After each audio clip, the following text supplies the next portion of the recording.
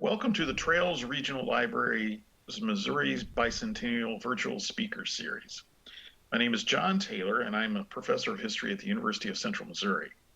The History and Communication programs at UCM are proud to partner with the Trails Regional Library on this virtual speaker series.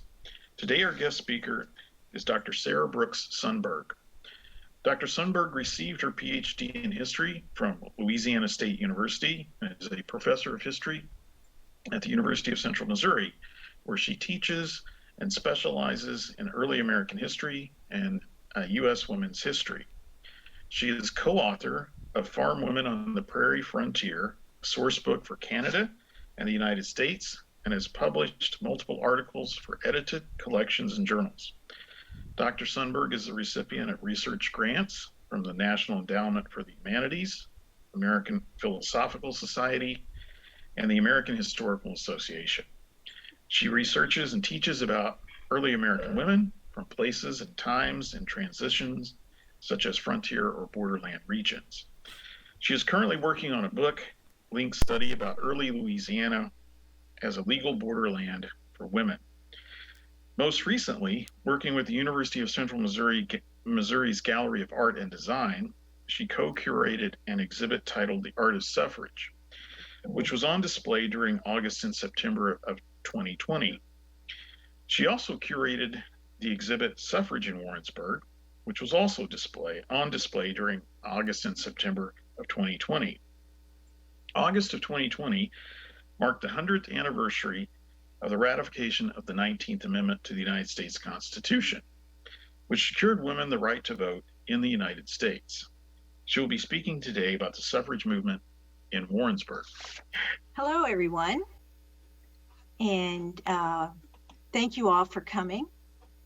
Today, we're going to be talking about the women's suffrage movement in Warrensburg, and I thought it might be fun to do it through the lens of one of the women who was most active in this effort in Warrensburg.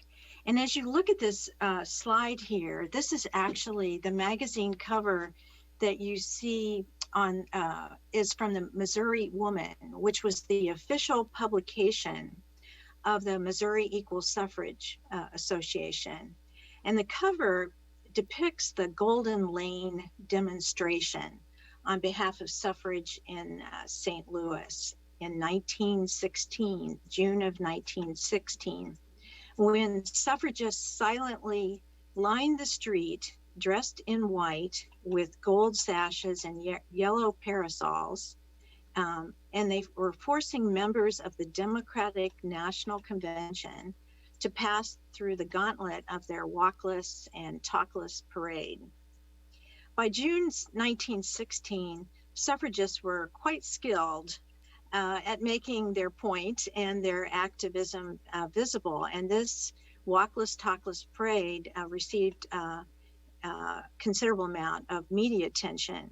If you know anything about suffrage in Missouri, you most likely know about the Golden Lane or have seen it. It took place, I guess, in the major population center.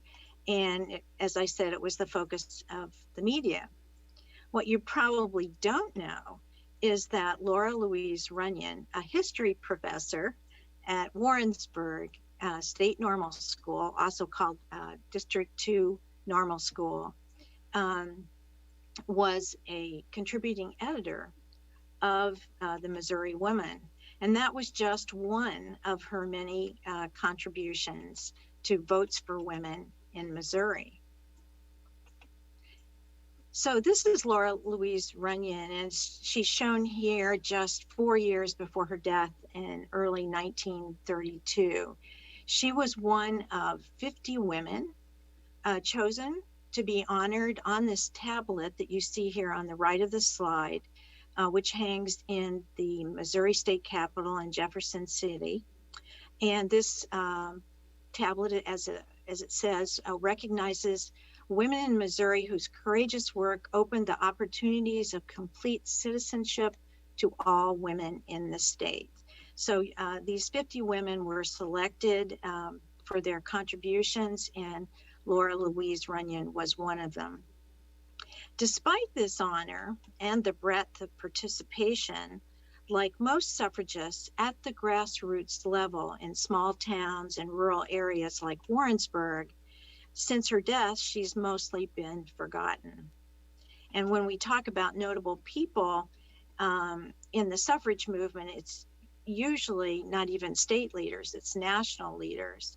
But even when you talk about notable people at the university, and in the history of the University of what's now Central Missouri, it's usually far more likely to remember the all-male presidents of the Warrensburg Normal School than it is someone like Laura.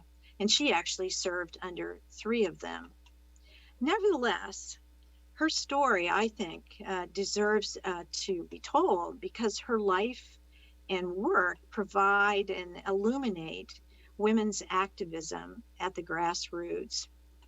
We actually know quite a bit about single, white, educated, middle-class women who dedicated their lives to reform during the early 20th century. These women, born during or at the end of the Civil War, were some of the first women at the end of the 19th century to attend universities in great numbers. Many of these women, this original generation of women, never married, and many devoted their lives to social and political activism and reform. Among these women, names you might recognize are women like Jane Addams, who's perhaps the best known with her work at the Settlement House Project Hull House in Chicago, which you can still see today. Addams and other women like her devoted themselves to a broad range of reforms, everything from civil rights to immigration reform, women's suffrage, and world peace.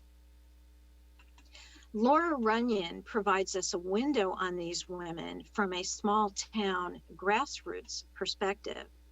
My original intent was to examine grassroots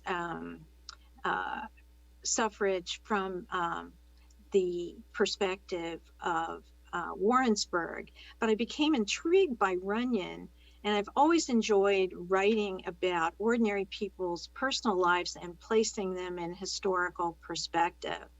And I learned from a short unpublished paper about Runyon that she had studied and worked with renowned philosopher and educator John Dewey at the University of Chicago during the school's heyday as a center for academic innovation and research in the late 19th century and early 20th century.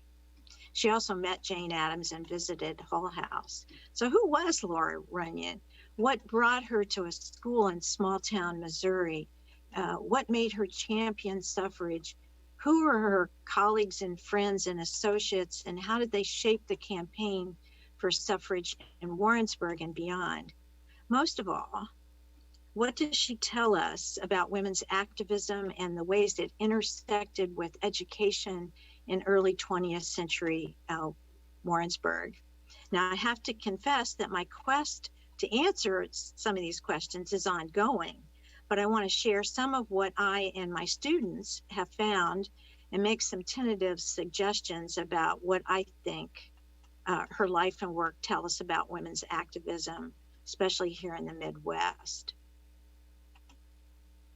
So here you see Laura Louise Runyon was born in 1862 in Springfield, Illinois, to John and Harriet Chase Runyon, but her family moved back to their ancestral home in New Jersey in 1868, where she grew up and received her elementary and secondary school education.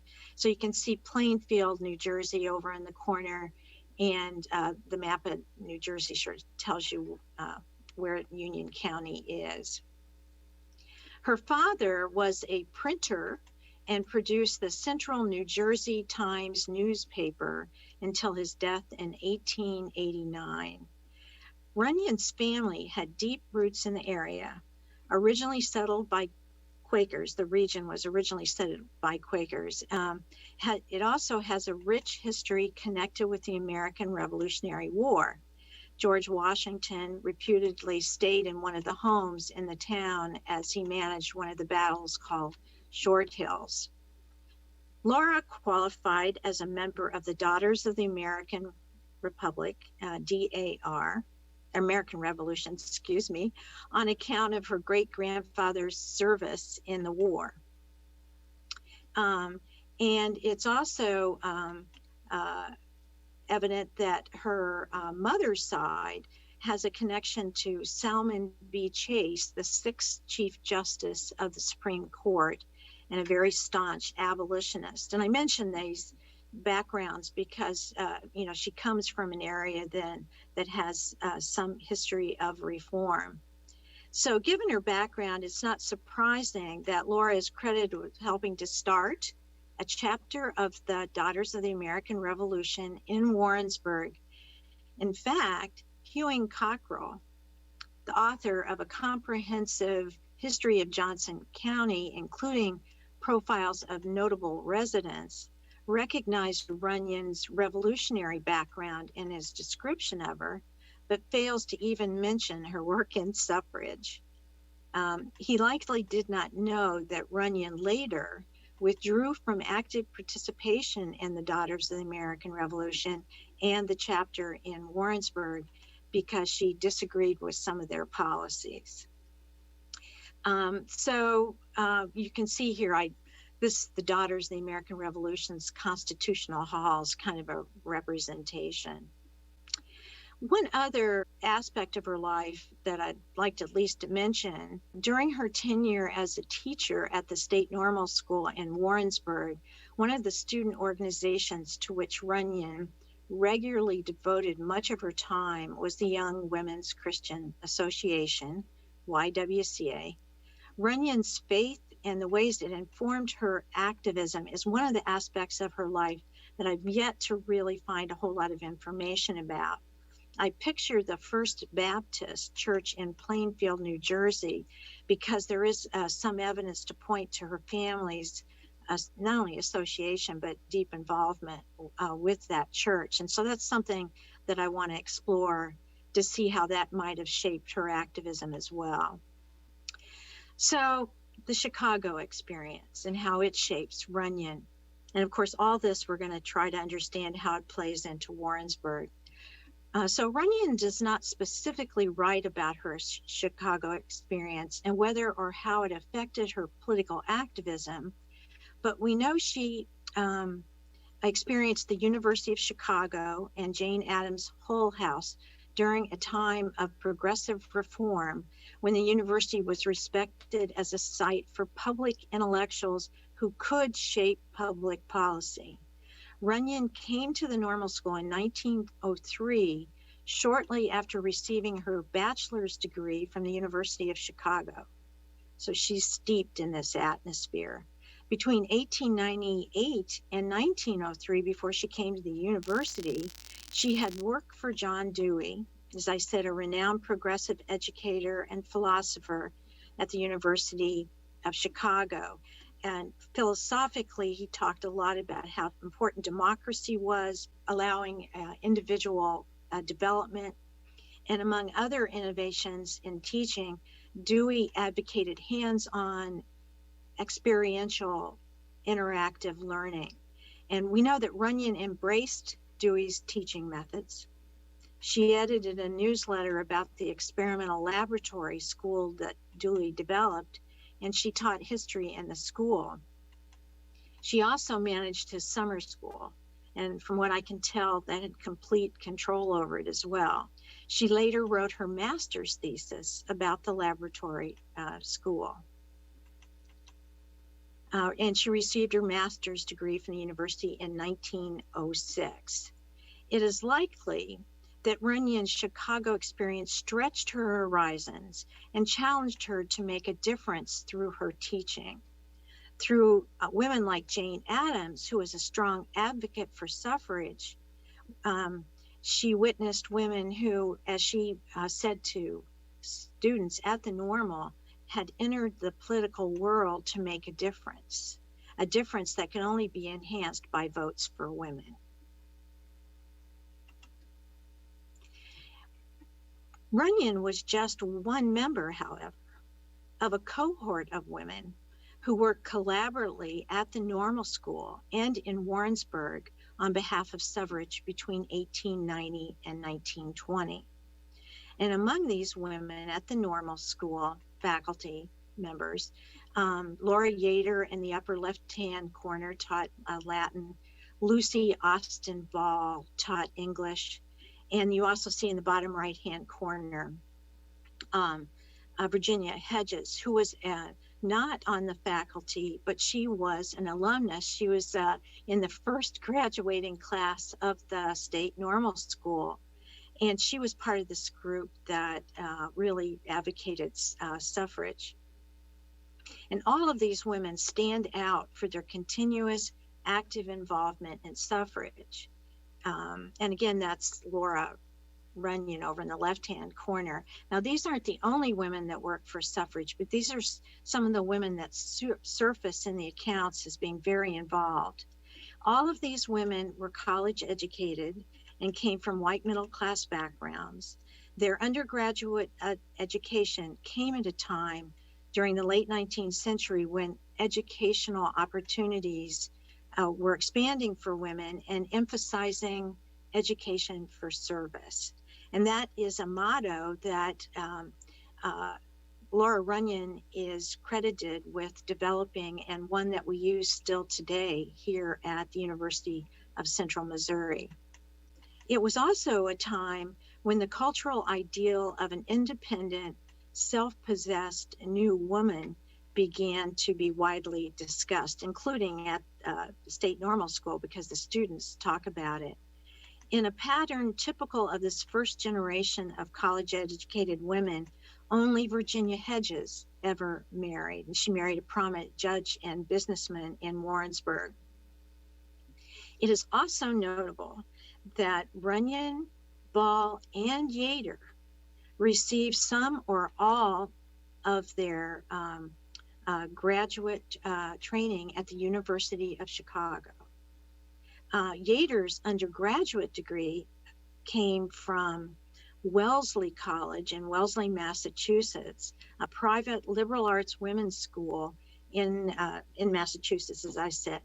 And as Anya Jabor, the historian Anya Jabor suggests, there was no more perfect choice for a new woman coming of age at the turn of the century, as Wellesley emphasized education as a preparation for citizenship.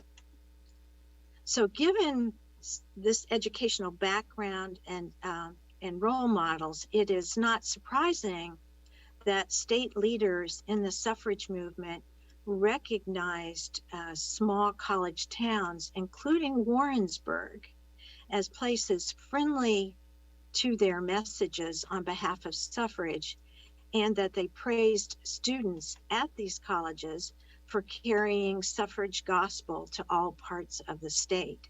In other words, these women were passing along their preference for suffrage and activism to their students. And of course, that's the original administration building there. I want to also emphasize that the interrelatedness of women's social and political activism. And what you see here is me holding a giant petition on behalf of the 1914 temperance election. And as you can see, it says, "We call on you to see that women of Warrensburg receive the consideration that is due them. We are not allowed to cast our vote at the polls concerning this great moral question, which affect most of the women of Warrensburg." So they're connecting suffrage with temperance here. And also some of the women that I showed you were part of the Women's Christian Temperance Union, the WCTU. This was a local option election to end the sale of alcoholic beverages They had had a successful one in 1910, so this one was actually to renew that ban. And as I said, all of the members of the suffrage cohort I showed you signed that petition. I can find their names on it, along with more than 1,000 others. The WCTU also organized a parade with some 1,500 participants, including normal students. So women, as normal students were involved there as well. I had to show you this because it came from one of the normal school yearbooks. And it's somewhat tongue-in-cheek, but as you can see, we have all these at normal. And you look, well, you've got the young lady and you've got the athlete. And look what you have over here. You have on the left-hand corner the suffragette. And so clearly the students are very, very aware of the activism on campus for suffrage. They choose here to call them a suffragette, which is, of course, the terminology that was used to describe the British suffrage movement, and it was actually derogatory.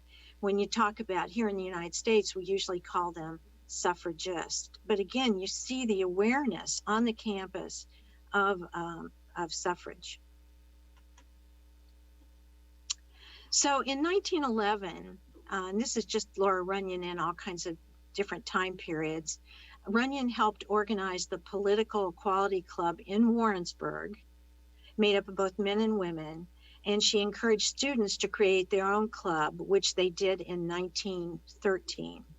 These groups worked collaboratively to sponsor their kind of parade, and it was a large one too. Suffrage plays, public debates, special editions of the local newspaper that were entirely dedicated to suffrage, book discussions, petitions, citizenship schools to train people about how to vote, and a savings stamp program that helped to fund the war. These kinds of activities made the suffrage campaign visible and kept it from disappearing or being sequestered into large cities like Washington, D.C., or New York, or St. Louis. In other words, what I'm suggesting to you is that these local activities really sustained the movement in between the larger national bursts of energy that would come out. And these were led by local women. For her part, Laura Runyon lectured locally and in Kansas City as a public intellectual. She served as officer of the Political Equality Club on and off, and so did Lucy Ball and Virginia Hedges and so forth. And she was editor for the special news editions they produced. She personally carried a suffrage petition and a memorial from Warrensburg to Washington, D.C., and she testified twice before the Senate Judiciary Committee. She also testified twice before state legislative committees. To better coordinate any of their petition drives from Warrensburg, the state organization appointed chairs for each congressional district, and Runyon was made chair for the 6th district, which is where Warrensburg is, in Johnson County. She also represented Missouri at a national convention. And during Missouri's debate over the ratification of the 19th Amendment, she lobbied the governor for his support and said to have even escorted him to make sure that he got to the dinner to hear the speeches. She donated her own money to support the movement as well. Finally, after ratification of the 19th Amendment, when the Missouri Equal Suffrage Association became the Missouri League of Women Voters, Runyon was one of 3 women who wrote the League's constitution, which is still, in play today. In one of the special suffrage editions the Political Equality Club produced, Runyon was asked about suffrage, and that's when she said, and this is the quote I have on the slide, "I am in favor of government of the people, for the people, and by the people. I think women are people." Runyon and others at the State Normal School viewed their positions as teachers as a platform from which to model civic engagement and education as service and citizenship. And women's suffrage was a vital concern to them as a result. And their work sustained the movement when national leaders and others were not around, and also broadened the movement's impact geographically within the state. As a result of the centennial of women's suffrage, there's been a great deal of work around the country on locating and identifying these very important and vital women and girls and men at the grassroots. And so I'm happy that we've been able to illuminate several here that were active in Warrensburg. Thank you. Sara, thank you very much for that excellent presentation. Just have a couple of questions. You mentioned that students helped do some of the research. Can you tell me a little bit what they did, what they uncovered, what they found kind of exciting, and maybe what they found challenging? Sure. This was part of my Women in America course, and we had called it Democracy Denied that semester. And this was a research project that I suggested because of the centennial. And quite frankly, they didn't think they'd find anything when we started looking. And so that was their big surprise. And we used primarily because of the proximity of the sources, we used the McClure archives and the student yearbooks and the wonderful student newspapers from the period. And we also used the microfilm copies from Trails Regional Library. They've been very generous with us to search out the newspaper, the regular newspaper. And so we divided that up, 5 different ways among the students, and they really scoured those sources. We didn't really find until much later some collections at the Johnson County Historical Society that also were helpful. And it's just really clear to us that Warrensburg and Johnson County were never not connected.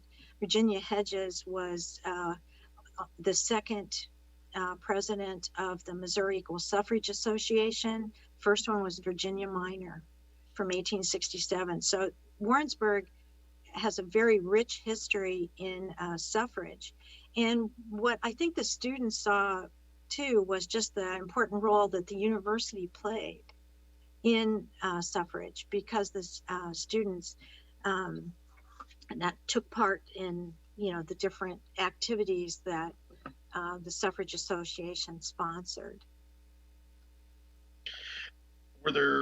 Was there any opposition to the suffrage movement in Warrensburg?